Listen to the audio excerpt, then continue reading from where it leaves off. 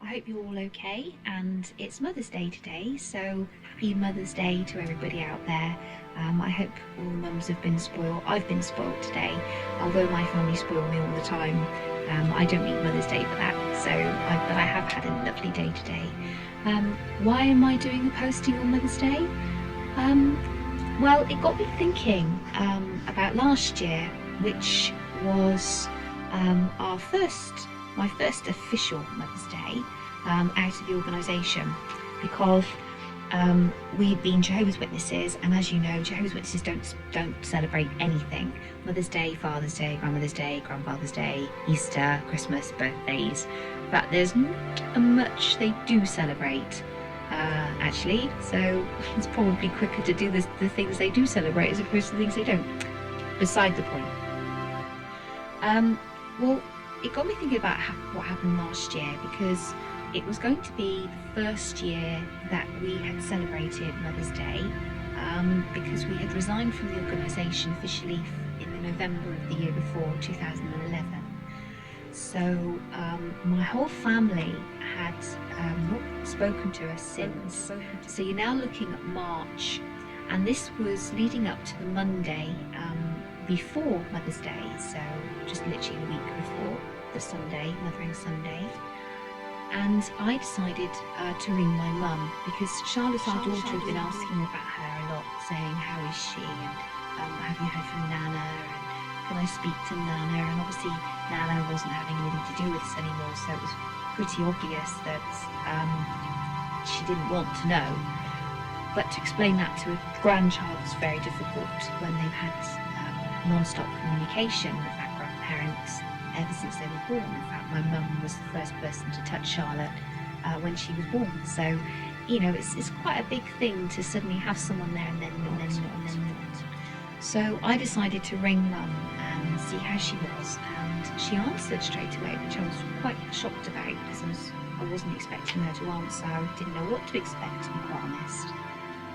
Just guessed really that they wouldn't have anything to do with wanting to talk to me on the phone, because of the way that we'd been treated up to that point. So she answered and said that she'd been trying to get hold of me, and I thought, well, I haven't had any missed calls, so I said, well, I'm glad we're talking now then, that's great. And she said, what are you doing at the moment? And I said, I'm looking at Mark, thinking we've got to go back to work. Not much, why? And she said, could I come and see you? And I said, yes. Oh, that would be lovely, I'll put the kettle on. No. Can we meet on more neutral ground? I thought, neutral ground? And I said to her, neutral ground, do you not view this as neutral ground, Mum? And she said, no, not particularly. What about Grandma's? Now, my mum had actually lived with us for 10 months, so this had actually been her home. So for her to say that it wasn't neutral ground, that's quite upsetting, because we haven't done anything to say that it wasn't neutral ground. The only thing we've done is left an organisation. So what a profound thing to say, really. So anyway, I said, well, okay. When she said about Grandma's, now my grandmother lives around the corner from us, so wouldn't have been, it's not hard for me to get there. And I said, well, that's fine. How's my grandmother going to feel? How's Grandma going to feel about me coming? As she's still a Jehovah's Witness. And I said, is she going to be okay with me being in her home? Oh yes, that's fine.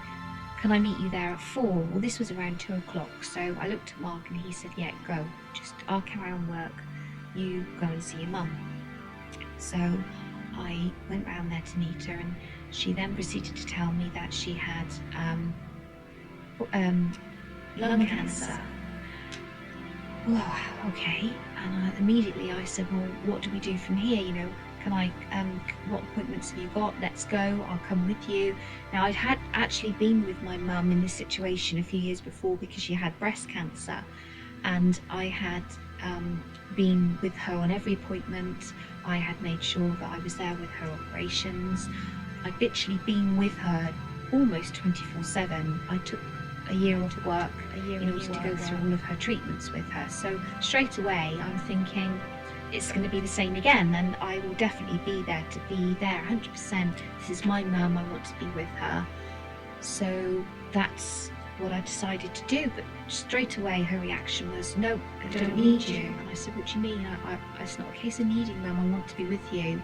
You know, please let me be with you. And she said to me, no, I've got a doctor's appointment tomorrow morning. And I said, well, can I come with you? Can I take you? No, I've got a lift, thank you. And I said, well, can I come in with you then? No, I've got somebody to go in with me, thank you. And I said, well, what's happening? She said, well, your auntie's dropping me off and I'm going in with my friend. And Jamie's meeting us there. Jamie's my brother. And I said, well, if my brother's meeting you there, I said, can't I come as well and just wait and see if you're okay? I said, can't I take you? You know, is my auntie coming in with you? No, she's going to drop us off and then come back for us later. I said, well, I'll wait for you. I said, I won't drop you off, I'll wait in the car park. No, wasn't good enough. So anyway, I said, well, when you've come out of your appointment tomorrow, can you let me know how it goes, please, straight away? I want to know. Can you ring me, please? And if you don't feel up to it, I understand, but could you get someone else to at least tell me what the outcome was and what they've said? I'd really appreciate it, Mum, please, just ring me. Yep, that's fine, I'll do that. So anyway, her appointment was at 9:15 the following morning, which was the Tuesday. And I sat upstairs waiting. I had two phones, the mobile phone and the home phone in my hands, just in case I wasn't sure which one she'd ring. And I waited there all morning and no phone call came. I didn't even want to go to the loo because I thought I don't want to miss the call. So I sat there with these two phones waiting, and it got to about 2:30 when the phone rang. And my mum said, sorry about taking so long to ring you. I said, don't worry about that, I'm just glad you did. What have they said? And she said, it's in my liver as well.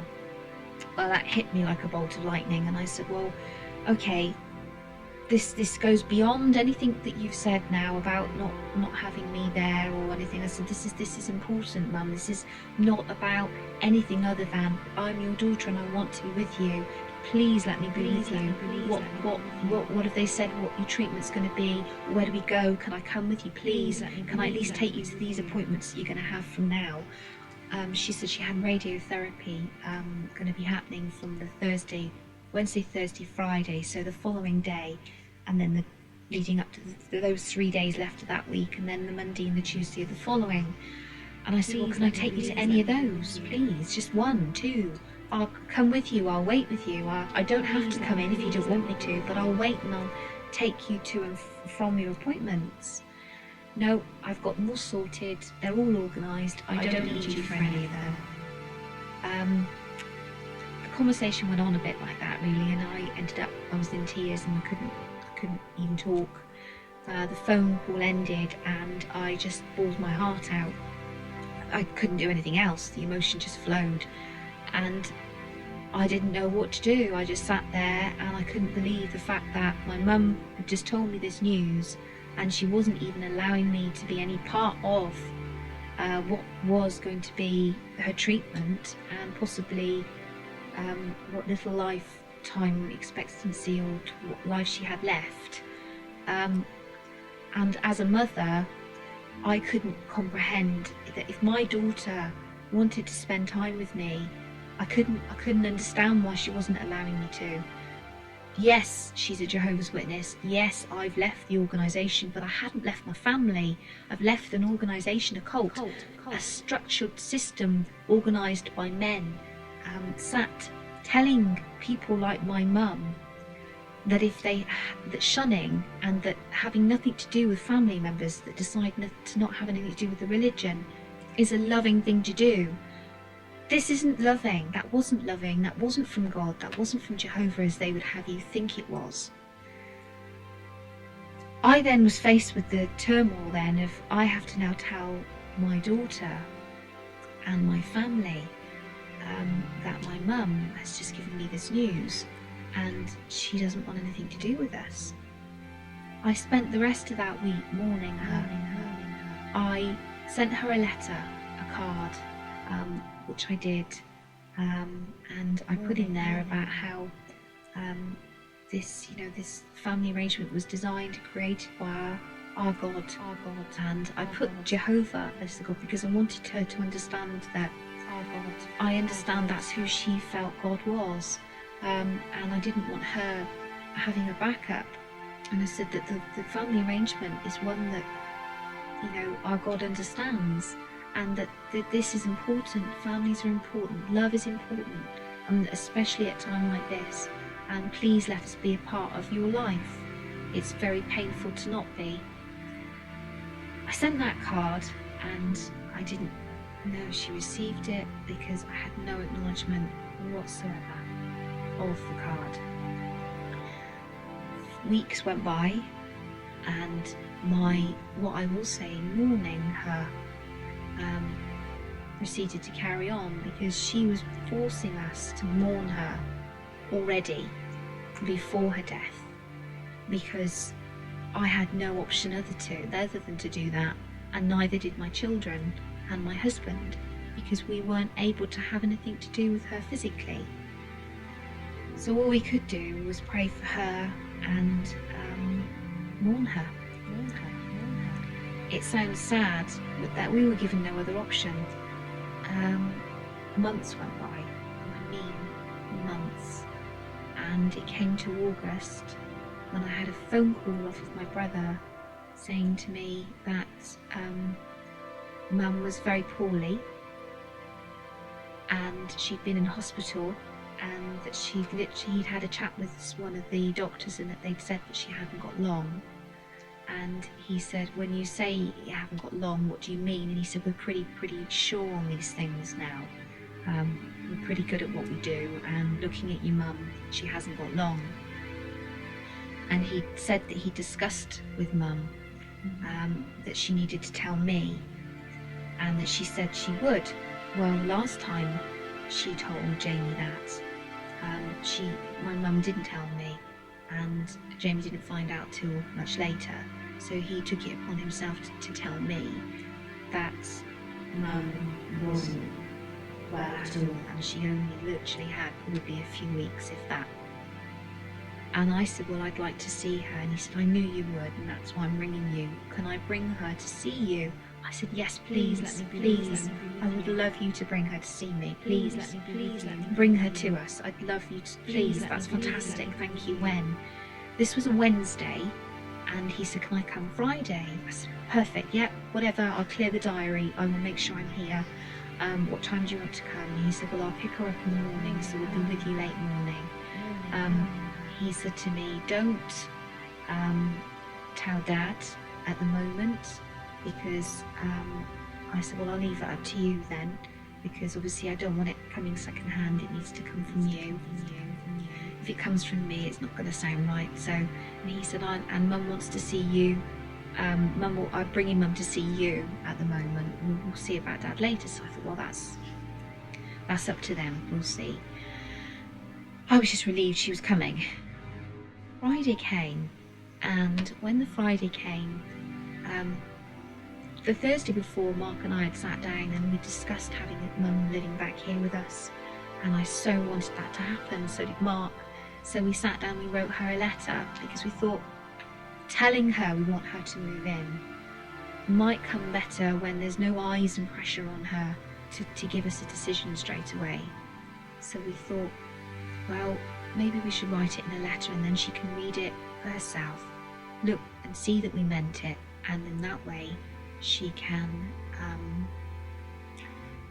read it over and over again and understand that we mean it, that we really want her to live with us whatever time she's got left, so I can nurse her, be with her, spend time with her. Whatever time she's got here, I want to spend with her.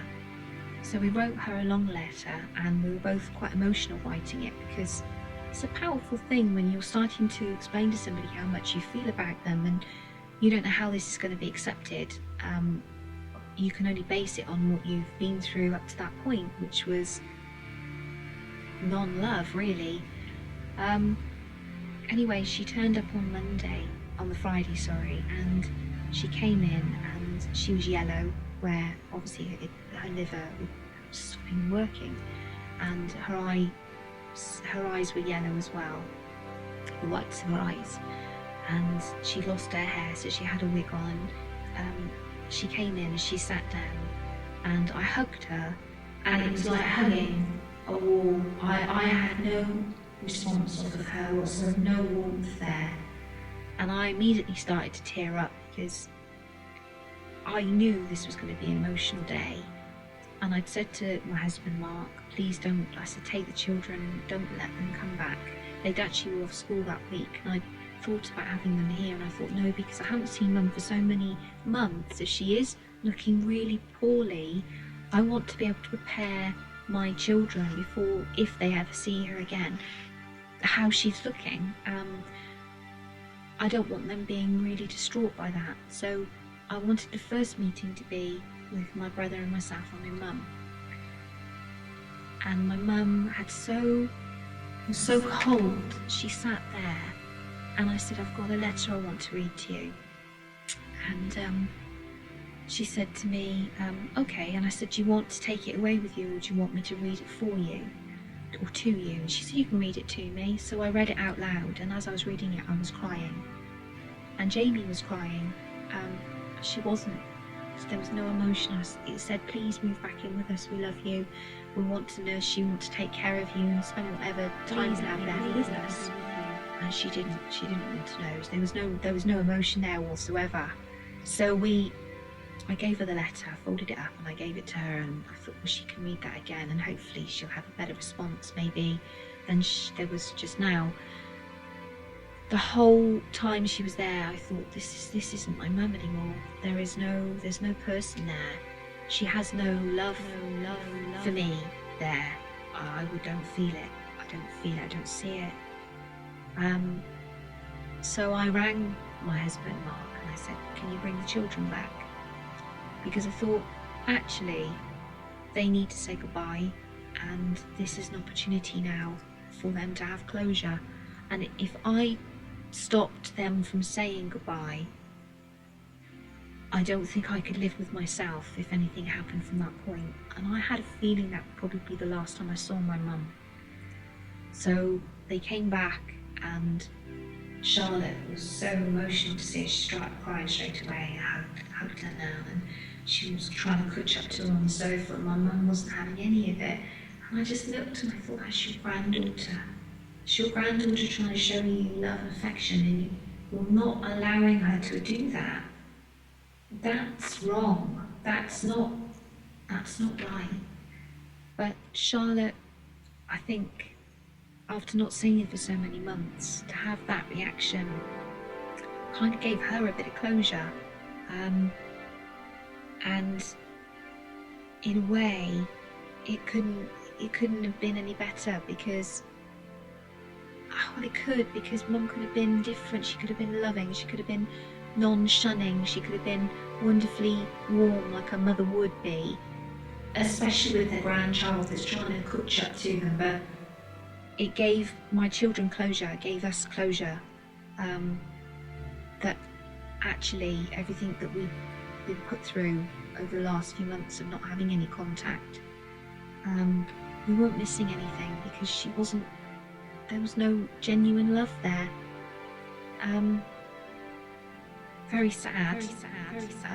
And my mum left, and I said to her, can I see you again? And she said, we'll see. I said, we'll see. I looked at my brother, and my brother said, leave it with me and I'll see what I can do. And I said, okay, I'll leave it with you. And I thought, my own mother says, we'll see. She said, we'll see about seeing me again. Okay. It's not friendly, that's not loving, no warmth. And it was a real strange last meeting. I didn't know it was going to be my last meeting. I had a phone call off my brother on the Monday. He'd had a weekend with Mum. They'd had her home for a meal and everything, and I thought, that's nice, I'd like to have done that. And he said, do you want to come and see Mum again on Thursday with me? I'll have to pick you up and we'll go and see her. I said, is the lady, the sister that she's living with, is she okay about me coming? I've asked her permission, and she said, that's okay. Obviously you have to ask permission when you're over apostate to go and see anybody, to enter in their home, because you're evil. So I was going to go with my brother on that Thursday, and on the Thursday came, I had a phone call off with my brother to say, actually, Mum, I've had a phone call off of this sister, and she said Mum's had a very bad evening and a bad night, so she's not up to any visitors. So can we leave it today, and can we go, do you want to go and see her tomorrow, which would be Friday? And I said, yes, okay, that's fine, I understand. I said that if Mum's not up to company, I'm not going to force her to feel shattered and emotionally drained by having someone there. So I said, that's absolutely fine, I understand. So what time do you want to go? And he said, well, I'll give you a ring tomorrow and we'll arrange it probably afternoon. So I said, okay, I'll make sure I'm here, and I'll wait for your call. Anyway, I had a really strange night that night. Couldn't sleep very well, but when I did go off, I went off. And then I went to work in the morning with the boys, my husband and our older son. And about 11:30, I had a phone call off my brother, and I was expecting one because we were going to arrange what time. And he said, I'm so sorry. And I said, what? And he said, Mum passed away this morning. And I said, okay, so she's died? And he said, yes.